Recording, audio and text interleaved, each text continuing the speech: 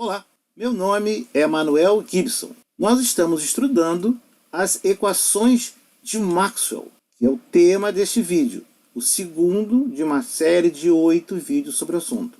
Se você ainda não é inscrito no canal, inscreva-se, acione o sininho, deixe suas críticas, comentários e perguntas. Obrigado. Nossos objetivos: apresentar o conceito de campo, apresentar as interações entre cargas, correntes e campos, apresentar os personagens das equações de Maxwell. Para isso, veremos os seguintes assuntos: o que é um campo? O que sabemos sobre cargas, correntes e campos? Quais os personagens das equações de Maxwell? Deixe seu like. Ajude a divulgar o conhecimento em nosso próprio idioma. Obrigado. O que é um campo? Campo é uma região do espaço, na qual a cada ponto dessa região é atribuído um valor, no caso de um campo escalar, ou um vetor, no caso de um campo vetorial. O valor da temperatura em cada ponto de uma sala caracteriza, por exemplo, um campo escalar. Já o valor e a direção do vetor campo elétrico em uma região do espaço caracteriza um campo vetorial. Um campo escalar, então, toma um ponto no espaço e retorna um número. Mostramos a temperatura no interior de uma sala. Um campo escalar é, portanto, uma região do espaço que apresenta um valor para todo e qualquer ponto dessa região. Vejamos um exemplo de campo escalar. A temperatura em uma chapa de metal aquecida. Em amarelo, a temperatura mais elevada. Em laranja, as temperaturas mais baixas. Se você quiser determinar a variação de temperatura com a distância, aplique o gradiente, que é a taxa de variação com temperatura nesse caso. Um campo vetorial toma um ponto no espaço e retorna um número e uma direção ao longo do tempo, variante no tempo, se for o caso. Por exemplo, velocidade dentro do fluxo de um rio. Um campo vetorial, portanto, tem uma região do espaço que apresenta um valor e uma direção ao longo do tempo para todo e qualquer ponto dessa região. Como exemplo, o campo elétrico a uma certa distância de um transmissor de ondas eletromagnéticas. Como exemplo de campo vetorial, vamos mostrar a intensidade e direção dos ventos sobre as ilhas britânicas. As setas mais largas representam a intensidade mais elevada do vento. A ponta da seta indica a direção para a qual sopra o vento. É uma indicação geral. O que nós sabemos sobre cargas, correntes e campos?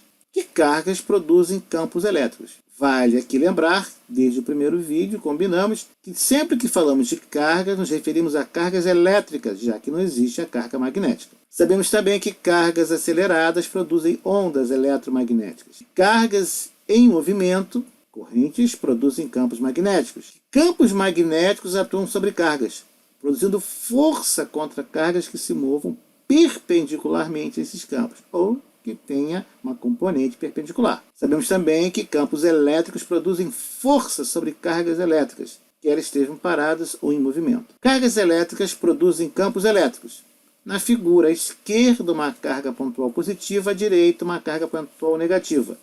As setas e a ponta das setas indicam a direção seguida por uma carga de teste, sempre considerada, por definição, positiva. No caso de cargas negativas, a carga positiva seria atraída por essas cargas negativas. Na figura, temos o valor de campo devido a uma carga pontual. O campo se afasta da carga positiva de teste e é inversamente proporcional ao quadrado da distância. Já uma linha de cargas, nós temos as linhas de campo radiais se afastando da linha, dado pela equação mostrada. No caso de um plano carregado, o que observamos é que o campo independe da distância. Um valor muito interessante de analisar. Sabemos também que cargas aceleradas produzem ondas eletromagnéticas. Quando você liga o seu transmissor a uma antena, você produz ondas eletromagnéticas que se irradiam pelo espaço. Campos elétricos e magnéticos. Mas o vetor S, o vetor de Poynting, ou a densidade de potência. A energia se propaga nessa direção. Sabemos também que cargas em movimento, ou seja, correntes, produzem campos magnéticos. Se tiver um condutor com uma corrente I1, no sentido mostrado na figura, você coloca o polegar apontando na direção da corrente, seus dedos curvados da mão vão dar a direção do campo magnético. Invertendo a corrente, temos a inversão dos campos magnéticos. Se você quiser determinar o valor desse campo a uma certa distância em função da corrente, utilize a equação mostrada. Se você está gostando, deixe seu like. Ajude a divulgar o conhecimento em nosso próprio idioma. Ajude o algoritmo do Google a apresentar esse vídeo a outros interessados. Obrigado. Sabemos também que campos magnéticos atuam sobre cargas, produzindo forças contra cargas que se movem perpendicularmente a esses campos. Por exemplo, a figura verde de luz que você está vendo deveria ser horizontal. Contudo, na presença de um campo magnético, ela é defletida ou direcionada para cima. Isso pode ser avaliado pela equação da força de Lorentz, onde F é a força em Newton sobre a carga elétrica em Coulomb, E é o valor do campo elétrico, V velocidade, B indução magnética e o rotacional. Daí a necessidade de uma componente perpendicular. Sabemos também que campos elétricos produzem forças sobre cargas elétricas, paradas ou em movimento. Se você tiver duas placas paralelas, carregadas, e colocar uma carga positiva entre essas placas, a carga vai se afastar da placa positiva e se aproximar, ser atraída pela placa negativa, direção perpendicular à placa. No exemplo, temos uma partícula, uma carga, que é lançada com uma velocidade inicial entre duas placas paralelas. Carga negativa é atraída pela placa positiva. Claro que se a força gravitacional for maior, a carga vai cair. Mas estamos considerando que a força gravitacional é menor. Podemos avaliar qualquer situação, a posição y dessa partícula, utilizando a equação mostrada na figura. Observou o x²? Uma parábola? No segundo exemplo, nós vamos filtrar materiais diferentes. A filtragem eletrostática. As partículas de materiais diferentes têm cargas diferentes. Colocamos então placas de polaridade, vão atrair as partículas de polaridade oposta, elas vão caindo por efeito da gravidade, sendo separadas. Se você quiser saber a posição da partícula, dada pela equação, observe que é uma reta. Quais são os personagens das equações de Maxwell? Temos 10 personagens pelo menos. Carga elétrica, densidade volumétrica de cargas, campo elétrico, campo magnético, densidade de fluxo elétrico ou vetor de deslocamento elétrico, densidade de fluxo magnético ou indução magnética, densidade de corrente, permissividade elétrica, permeabilidade magnética, condutividade. Os personagens principais: carga elétrica e a densidade volumétrica de cargas. Tudo é função ou origem na carga elétrica, parada ou em movimento. Aí nós temos os campos elétricos e a densidade de fluxo elétrico, os campos magnéticos, densidade de fluxo magnético e a densidade de corrente.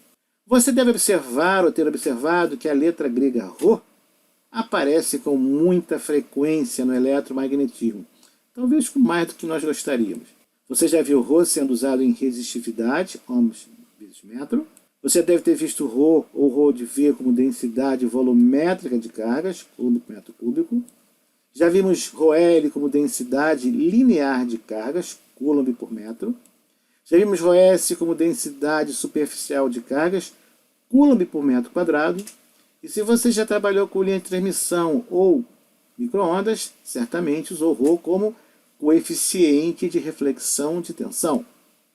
Se você trabalha com análise vetorial, alguns exercícios de eletromagnetismo, você já vai ver o Rho como raio ou a distância em coordenadas cilíndricas. Lamento, estamos com falta de letras gregas já. A base de tudo é o elétron, a carga elétrica. É o elétron que vai produzir todos os fenômenos do eletromagnetismo. E quando eles estão reunidos, quando você tem vários elétrons dentro de uma mesma região, o que você tem? Uma densidade volumétrica de cargas. Vou ver, Coulomb por metro cúbico. Os vetores, já vimos que temos o vetor campo elétrico e campo magnético. Vetor densidade de fluxo elétrico, vetor densidade de fluxo magnético. E o vetor densidade de corrente. Corrente não é vetor. Vetor é o J, densidade de corrente. Os 5 vetores, campo elétrico, densidade, fluxo elétrico, a indução magnética, o campo magnético e a densidade de corrente. Como eles se relacionam entre si, veremos em vídeos mais à frente. Os personagens de apoio ou os parâmetros eletromagnéticos característicos dos materiais estão mostrados. São eles a permissividade elétrica em Faraday por metro, a condutividade em Siemens por metro, a resistividade em ohms por metro e a permeabilidade magnética em Henry por metro. Sim, eu sei, condutividade é o inverso da resistividade. Se você é da área elétrica, você gosta mais de trabalhar com resistividade. Se você é mais de telecomunicações, você trabalha mais com condutividade.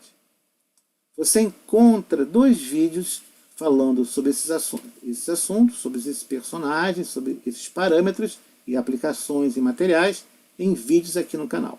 O que nós vimos até agora? No vídeo 1, vimos o conjunto das equações de Maxwell e quais são as áreas de aplicação. Neste vídeo, falamos sobre os parâmetros das equações de Maxwell. A trama são as equações de Maxwell. Os personagens, estamos estudando. O mistério, qual é a verdade revelada? Afinal, o que se chama equações de Maxwell? Assista então os próximos emocionantes capítulos com a relação entre campo elétrico e força, qual a relação entre H e B, o que é J afinal, qual é mesmo a lei de Ohm e uma surpreendente revelação. Se você gostou, deixe seu like, ajude a divulgar o conhecimento no nosso próprio idioma, ajude o algoritmo do Google a apresentar esse vídeo a outros interessados. Muito obrigado. Você encontra no canal diversos vídeos sobre propagação e antenas e eletromagnetismo aplicado e também eletrônica aplicada. Deixe suas dúvidas, suas perguntas, suas contribuições. Inscreva-se no canal. Obrigado e até o próximo vídeo.